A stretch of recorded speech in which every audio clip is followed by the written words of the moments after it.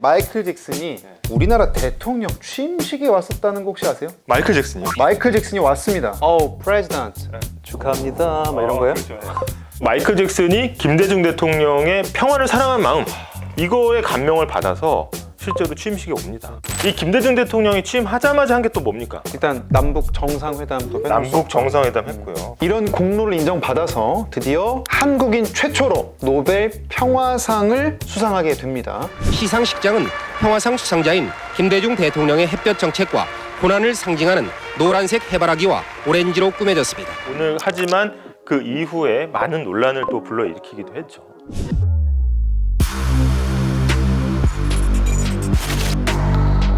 국회에서 강력한 야당 의원이, 영향력이 있었던 야당 인사, 당시 김대중 의원이 6대 국회에서 아주 박정희 정권을 핀치로 몹니다. 필리버스터라는 게 있어요. 국회에서 연설을 갖다 끊임없이 하는 거죠. 그런데 이 김대중 의원이 원고 하나 없이 5시간 19분 동안 연설을 합니다, 국회에. 그래서 이게 훗날 기네스북에 등재가 되기도 해요.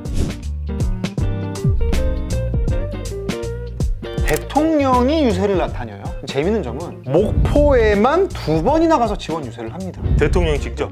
심지어 목포에 가서 국무회의도 해요. 목포에 대학도 지어주겠다, 공장도 지어주겠다. 김대중을 막을 수만 있다면 여당 후보가 10명이든 20명이든 떨어져도 상관없다, 뭐 이런 말을 했다는 증언도 있어요. 필사저지네. 아무래도 이렇게 의식할 수밖에 없었던 건 당연히 민주화 요구를 강하게 해왔기 때문이겠죠. 박정희쇼!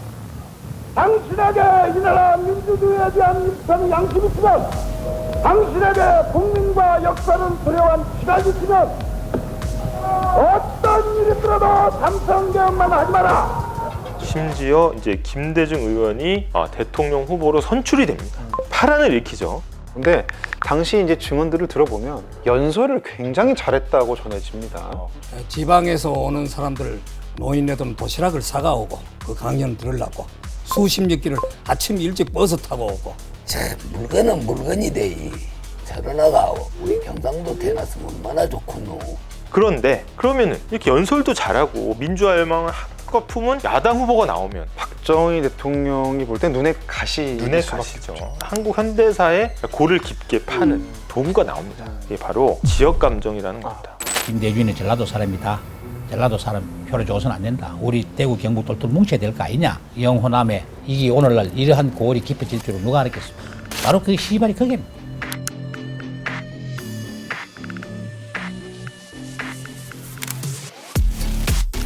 이때부터 바로 김대중 대통령의 정치인으로서의 어떤 고난의 시련이 시작이 되죠. 시련이 시작이 됩니다.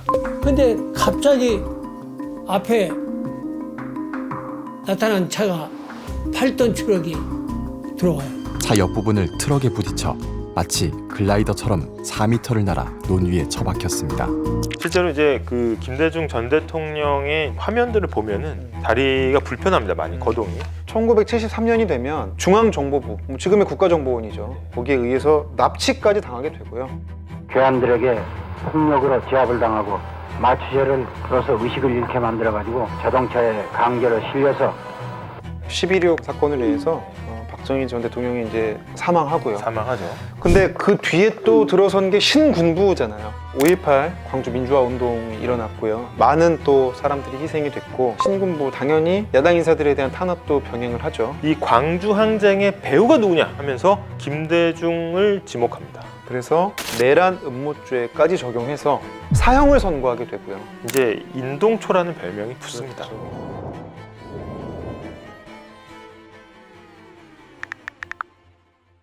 세월은 흘러서 드디어 어떻게 보면 인동초가 겨울을 지나서 꽃을 피는 거죠. 대통령 선거에 당선이 됩니다. 근데 이게 대통령 된 게 꼭 좋았냐? 사실 그러기엔 나라 살림이 말이 아니었어요. 알아봐가지고 전화해주겠다고 그러더라고요. 그러더니 전화 연락이 1시간이 넘어도 안 와서 좀 떨려서 말이 안 나와요. 지금 못 찾게 됐거든요. 영업 정지가 돼가지고요. 그럼 무슨 이렇게 망한 거예요? 마치 그 금고 열쇠를 받아가지고 금고를 열어보니까 돈은 단돈 1,000원도 없고 빈문서만 그냥 산더미같이 쌓여있네. 당시에 대선에서도 유력 후보들한테 각서를 받아요. 이 신자유주의 성향을 띤 정책을 그렇죠. 펼치라는 각서를 받아요. 그래서 김대중 전 대통령 IMF 극복 과정에서의 혹독한 구조조정을 어쨌든 담당해야 되는 역할을 부여받았어요.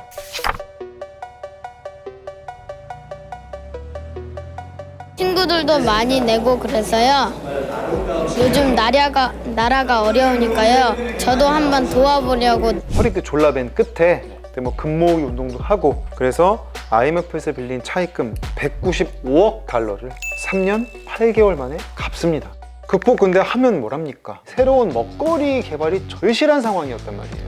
세계에서 컴퓨터를 가장 잘 쓰는 나라를 만들어. 이 브로드밴드가 바로 초고속 인터넷. 따라올 테면 따라와봐. 그래서 이제 정보통신 강국을 만들겠다고 해서 전국의 초고속 인터넷을 보급하는데 그래서 이게 99년에 27만 명 정도밖에 안 됐던 이 초고속 인터넷 가입자 수가 임기 말이 2002년이 되면은 얼마나 됐을 것 같아요? 1000만 명? 1000만 명을 넘습니다. 그때 참 좋았어, 그지? 그때는 참 좋았는데 이 당시 이제 PC방하고 스타크래프트 같은 이제 게임들이 좀 확산이 됐고 오락실 가면 이제 펌프 뭐 이런 거 있었잖아요. 펌프 고수들이 두 가지 유형이 있습니다. 네. 두 가지 유형이 있는데 보여드려? 하나는 안무파가 있어. 그래서 약간 막 춤을 추면서 막 자연스럽게 막 밟는 거야, 막 이런 느낌으로. 하나는 게임 소화파가 있어. 게임 소화파. 소화파는 일단 뒷짐을 지고 요거 어쨌든 요거 이렇게 하는. 그 다음에 그 인터넷이 깔리니까 어떻게 인터넷을 활용한 비즈니스들이 우후죽순 생겨나면서 다음 네이버, 그다음에 뭐 넥스네, 그다음에 안철수, 안랩까지도 또 그만큼 사실 닷컴 버블이라는 걸 일으켜서 후유증이 있기도 했습니다. 중복 과잉 투자가 좀 됐었죠. 나중에 경제적으로 큰 문제가 생깁니다. 어떻게 보면 이제 IT 기업 그 생태계의 어떤 시작을 열었다. 이렇게도 평가를 하기도 하고 인터넷이 빠르면 뭐합니까? 콘텐츠가 받쳐줘야지. 내용이 있어요. 네. 문화에 대해서 굉장히 공을 많이 들입니다. 김대중 정부가 실제 문화 예산의 비중을 상당히 높였고 또 문화산업진흥기본법이란 걸 제정해서 영화의 사전 심의 제도도 폐지하고 또 이것뿐만 아니라 일본과의 화해를 또 시도하면서 일본 문화 개방까지도 하게 됩니다. 그 일본 그 문화 개방한다 할 때 뭐 우리가 뭐 문화적 식민지로 다시 되니 뭐도 할 때 내가 그런 정도 약한 문화 같으면 없어져 버려 한다고 얘기하면서 했어요. 그런데 일본 문화가 들어와도 끄떡없지 않습니까? 어떻게 한류라는 거에 어떤 싹이 튼 움트든 그런 시절이 아니냐 이렇게 평가하는 사람들도 있습니다.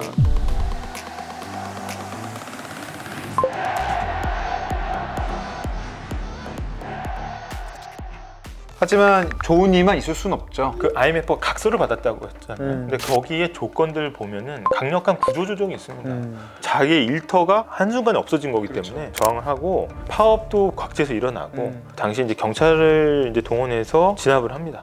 노동자로서 노동사건만 부여해주면 우리는 그거 가지고 지금의 어려운 현실을 타개나갈 수 있는 역량이 있으니까 그것만 해달라는 거예요. 그런 변화 과정에서의 진통도 분명히 있었습니다. 이 햇볕 정책이 도마 위에 오르는 중요한 사건이 벌어집니다. 이 햇볕이라는 북한에 대한 지원 이런 걸 해주면 북한도 알아서 거기에 화답하면서 무장도 해제하고 할 거다 이런 계산하에 햇볕 정책이라는 걸 추진했잖아요. 오늘 갔다 이제 왔어요.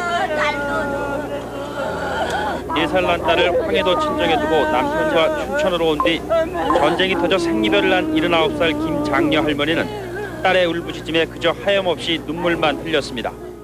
그런데 문제는 뭐냐면 그 당시에 이제 비판받는 점은 월드컵 우리 마지막 경기를 축제로 만들기 위해서 골몰하던 시각 북한 함정이 서해 우리 영해를 침범해 와서 느닷없이 총질을 해댔습니다. 2002년 6월 29일 날 서해 연평도 부근 NLL 북서쪽에서 이 북한 해군이 도발을 합니다.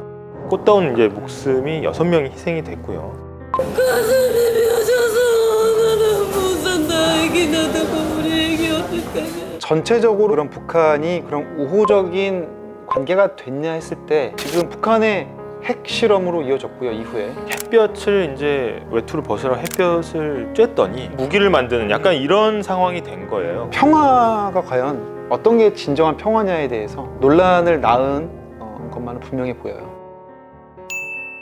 그러니까 임기 말에는 또 아들의 비리 게이트도 또 터졌고 수많은 어떤 공과 또 과를 뒤로 하고 2009년 8월 18일에 눈을 감습니다.